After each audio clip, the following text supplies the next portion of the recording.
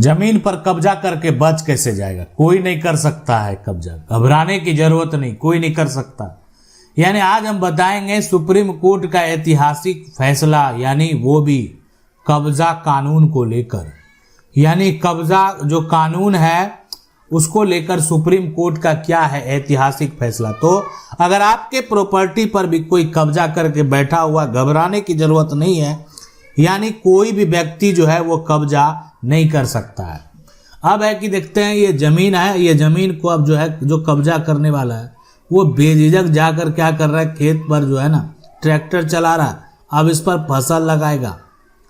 और जमीन मालिक यहाँ पर टेंशन है, परेशान है, इनको समझ में नहीं आ रहा क्या करें। अब ये सीधे साधे व्यक्ति, ये इनके पास तो पूर्वज का कागजात है, पूर्वज का जो है कागजात है, डॉक्यूमेंट है इनके पास, लेकिन इनके पास वो नहीं है। यानी कहने का मतलब है कि पूर्वज का डॉक्यूमेंट तो है इनके पास, लेकिन उनके पास ऐसे लोग नहीं है कि जाकर इनको रोक सके। अगर रोकेंगे तो यहाँ पर मारपीट का संभावना है।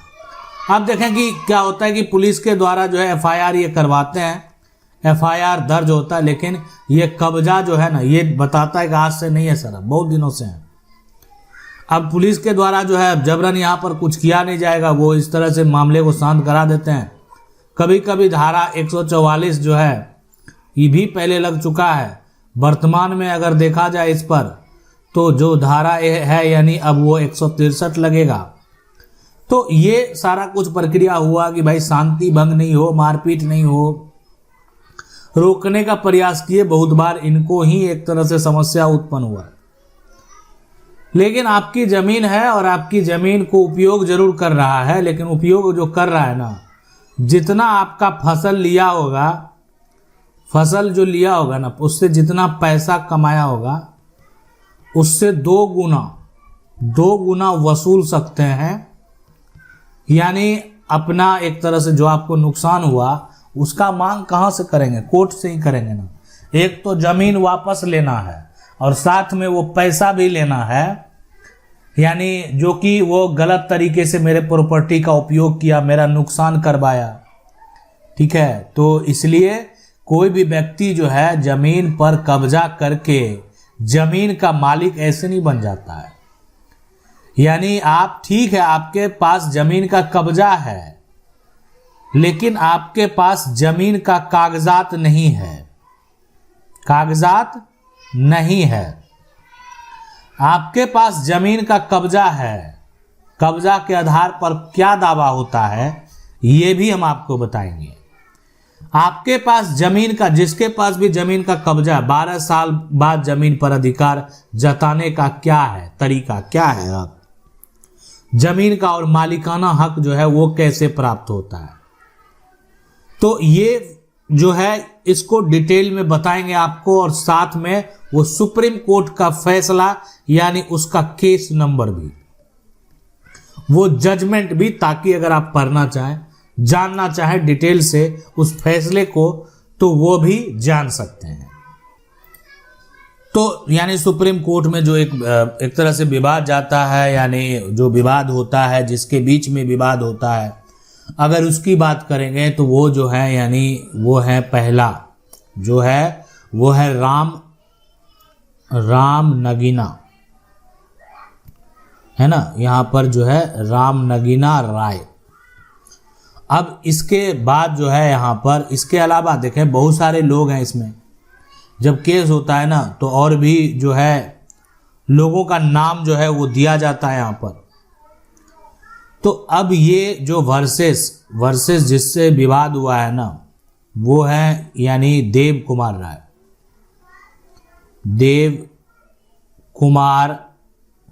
राय।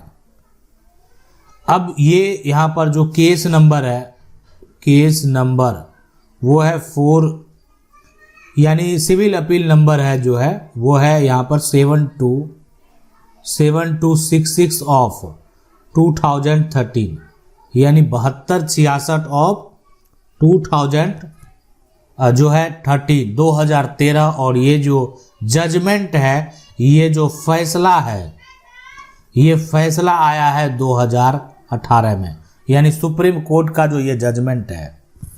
आज जो बात करेंगे सबसे पहले कि इस तरह का जो मामला है ना, ये जो मामला है, जो फैसला है, जो जजमेंट हुआ है और जो विवाद हुआ है वो टाइटल सूट को लेकर, ठीक है, टाइटल सूट को लेकर। अब हम बात करेंगे सबसे पहले कि आखिर समस्या क्या हुआ। लेकिन पता है कि यहाँ पर जो है कि ये जो विवाद हुआ है ना, वो विवाद हुआ है, यानी ये बात कर रहे खाइए तो खाली जमीन है, लेकिन अगर इस जमीन पर एक मकान बना हुआ होता और मकान पर कोई आकर कब्जा कर लेता, अब ये मकान का जो मालिक है, मकान मालिक, वो यहाँ रहता ही नहीं है, अरे व्यवसाय करने वाला लोग है, ये यहाँ पर जो है ना, ये एक तरह से व्यवसाय करने वाला लोग है, रोजगार करने वाला लोग है, तो ये एक तरह से यहाँ रहता ही नहीं है। जब ये यहाँ पर रहता नहीं, मकान मालिक क्या कर रहा है, व्यवसाय कर रहा है, कहीं पर बाहर रह रहा है, तो व्यवसाय के लिए ये रहते थे अन्य स्थान पर, अन्य स्थान पर। और ये जो विवाद की हम बात कर रहे हैं ना, ये पटना, यहाँ पर जो है ना, पटना का जो है आरा का ये विवाद है। अब ये देखें, ये मकान मालिक जो है और ये विवाद जो है मामला, लेकिन सुप्रीम कोर्ट का जो फैसला है वो आपको जमीन को लेकर, प्रॉपर्टी को लेकर, टाइटल को लेकर, ये ठीक है, मामला जो है कहीं ना कहीं सुप्रीम कोर्ट में जब आएगा, झारखंड हाई कोर्ट का हो, ठीक है, या इलाहाबाद हाई कोर्ट का हो, बॉम्बे हाई कोर्ट का हो, दिल्ली हाई कोर्ट का हो, कोलकाता हाई कोर्ट का हो, कहीं का भी फैसला जो है, यानी वो सुप्रीम कोर्ट में आएगा तो सुप्रीम कोर्ट में सुना जाएगा, सारे तथ्यों को देखा जाएगा, यानी हर कंडीशन को देखा जाएगा, उसके बाद किसी प्रकार का निर्णय दिया जाएगा। तो इसलिए इस बात को आप समझ लें कि ये मकान मालिक तो बाहर रहते थे, अब क्या किया, इनके मकान पर कब्जा कर लिया, कब्जा करके मान लेते हैं, ठीक है, वो एक तरह से कब्जा किया और बाद में एक तरह कुछ अपना जो है ना कागजात बनाकर अपना नाम को दर्ज करवा लिया, नाम को यहाँ पर क्या कर लिया, दर्ज करवा लिया, यानी कह सकते हैं खतियान ही बना लिया गया, खतियान बना लिया गया, ठीक है। लेकिन जब बाद में ये पता चला उनके एक तरह से यही इनकी ज़मीन है, ठीक है, तो ये मामला लंबे समय बाद जो है 19-20 साल जब बीत गया तो मालिकाना हक का जो है दावा किया गया। मालिकाना हक का दावा कब किया गया, 19 साल बाद, 19 साल बाद। लेकिन जब मामला जो है ये देखें कि जो सुप्रीम कोर्ट में पहुंचता है ना, तो सुप्रीम कोर्ट के द्वारा जो है हर तथ्य को देखा गया। देखें कि ये जो प्रतिवादी है ना, वो विवादित मकान पर कब्जा पाने का वो अधिकार नहीं रखते, हकदार नहीं रखते, ठीक है, इसलिए कि यहाँ पर जो है सीधा सा तर्क जो दिया जा रहा था इस जजमेंट में, वही प्रतिकूल कब्जा का। तो 12 साल बाद अब इसमें बात करते हैं इस सिचुएशन कि आपकी जमीन पर अगर कोई 12 साल कब्जा कर लिया तो 12 साल बाद जो है यानी वो प्रतिकूल कब्जा का दावा कर सकता है, यानी एडवर्स पोजीशन के आधार पर जो है वो आपकी संपत्ति पर ये दावा कर सकता है कि हम इस जमीन के, हम इस मकान के हम मालिक हैं। तो इसलिए यानी वो प्रतिकूल कब्जा के आधार पर जमीन का मालिक बनना चाहता है, प्रतिकूल कब्जा के आधार पर मकान का मालिक बनना चाहता है। अब यहाँ पर जो है एक तरह से देखा जाए कि एक यहाँ पर जो भी मुकदमा है वो जो किया जा रहा है तो समय सीमा के द्वारा तो वर्जित है, लेकिन यहाँ पर ये संपत्ति पर वो प्रतिकूल कब्जा के आधार पर इस मकान का जो मकान है उसका कोई दावा करके मालिकाना हक भी प्राप्त कर लिया, ठीक है। तो यानी विवादित मकान पर अब वो जो है कब्जा पाने का हकदार नहीं है। अब ये सारी बातों को आप इस प्रकार समझें तो 12 साल बाद जो है यानी कोई भी व्यक्ति अधिकार जो है वो खो सकता है। ये बात की अगर बात करें तो लिमिटेशन एक्ट जो है यानी उसका जो धारा 65 है उसको आप देख सकते हैं। उसमें किया गया कि देखें कोई भी अगर आप एक तरह से दावा करते हैं तो आपको 12 वर्ष के भीतर ये करना चाहिए यानी अगर आप 12 वर्ष के भीतर ऐसा नहीं करते हैं तो वैसे सिचुएशन में आप अपना यानी मालिकाना हक जो है वो खो देंगे, आप अपना अधिकार जो है वो खो देंगे। अब आप कहेंगे कोई हमारी जमीन को, देखें कोई हमारी जमीन को अगर कब्जा कर लिया तो यहाँ पर ये भी कंडीशन है कि आप जाएंगे और उस पर ऊपर जैसे ही ठीक है आपका मकान है और ये मकान जो है कोई कब्जा कब से किया हुआ है, 20 साल से किया हुआ, ठीक है। इस मकान का बिजली कनेक्शन आपके नाम से है, ठीक है, बिजली कनेक्शन आपसे नाम से है।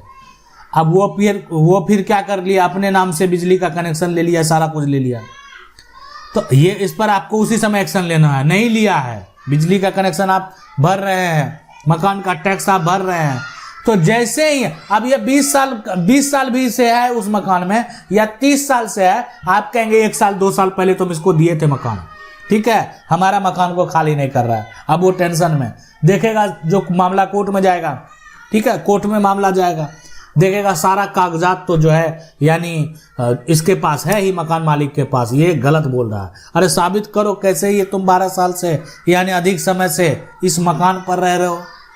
12 साल जो है एक तरह से ये साबित करना पड़ेगा।